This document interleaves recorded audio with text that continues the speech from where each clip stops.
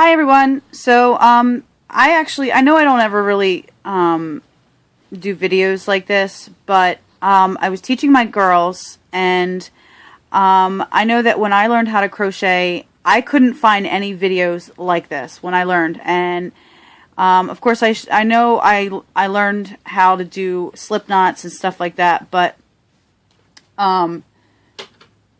I didn't learn how to hold the hook. I didn't learn how to hold the yarn or anything like that until much, much later. So I'm going to do a quick, slow lesson on how to do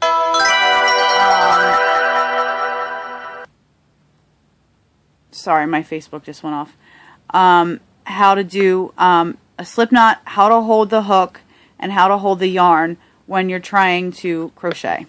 So first things first.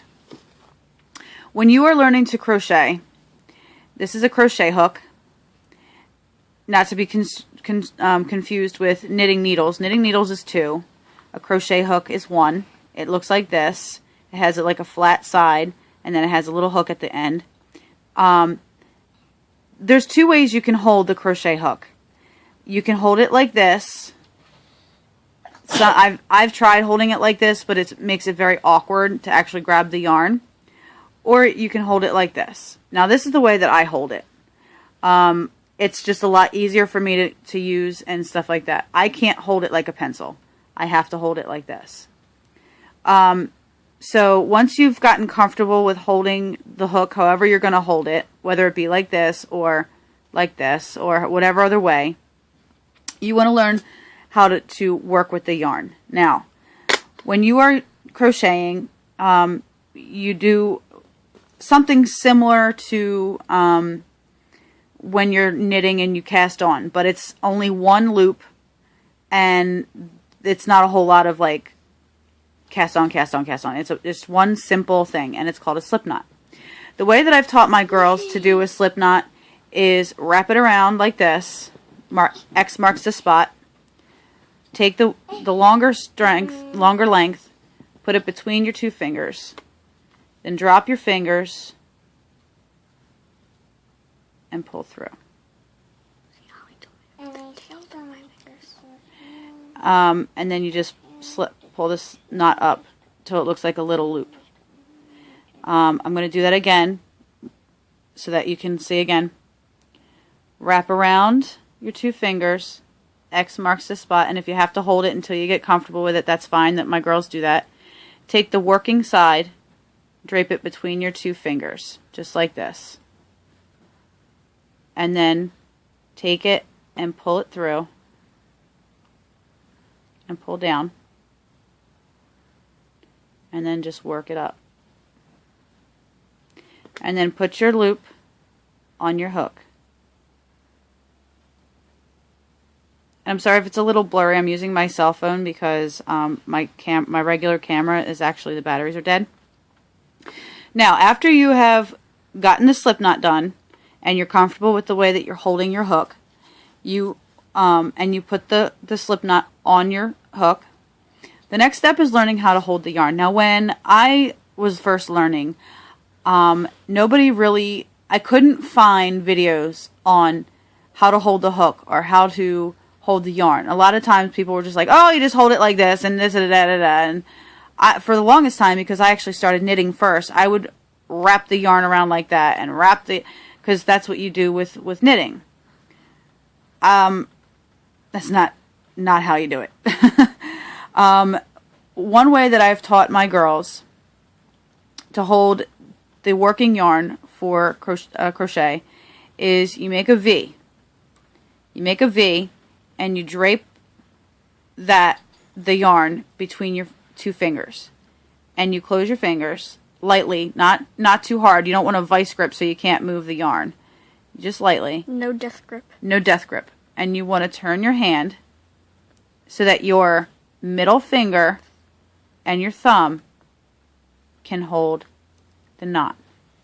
Now, you need to be able to move it around, up and down, because if not, you're not going to be able to do what you need to do to crochet. So, after you've gotten comfortable with holding the yarn like this, you want a little bit of tension so that the stitches aren't all that loose. So what happens is, now see that the hook and the yarn are parallel to each other. They're right next to each other. So what we want to do now is you go around and under, and you want to pull through Green dot, like that. Let's do that again. Parallel, around, turn,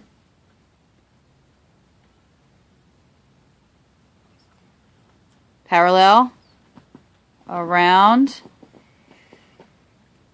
pull through.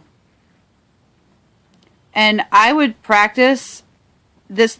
I don't let my girls do anything more than chaining until I know for a fact that they've got it down, so that when they are done chaining, before they get started on any other kind of project, that's that what the they should tail, look like.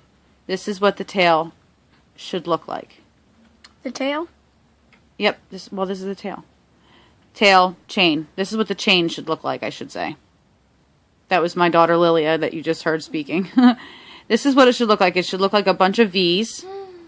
When I first learned crochet, I kept hearing V. Put it in the V. Do it this way. Do it. Nobody was showing me what a V was. So this is a V. This is the loop. These are the loops that form the chain of a beginning crochet project. Now, when something calls for a certain amount of chains, this is what it means. This is the chain. Say something calls for 25 chains, this is it. These are called chains. 1, 2, 3, 4, 5, 6, 7, 8, 9, 10. You'd count it. Although I think there's like more like 13 or 14 here, but I just started like right here. That's what they mean by 25 chains or 50 chains or however many chains. They mean these little things. So once you get comfortable with holding the tail and holding your working yarn and holding your hook, then you should be able to practice your chaining. And I practiced for a while before I actually started learning how to do single, double, triple, all the different loops. And I've only been crocheting for not even a year yet, and I'm actually pretty good at it now. But when I first started, because I couldn't find any videos like this, like a glitter on your eye. I didn't know really what I was doing for the first month. But then I figured it out, and now I'm showing you guys because I couldn't find a video like this. So I hope you learned something. If you want to learn how to crochet, that is the very, very basic stitch, and how to hold the crochet hook and how to hold the yarn. And I hope you like this video. Talk to you guys soon.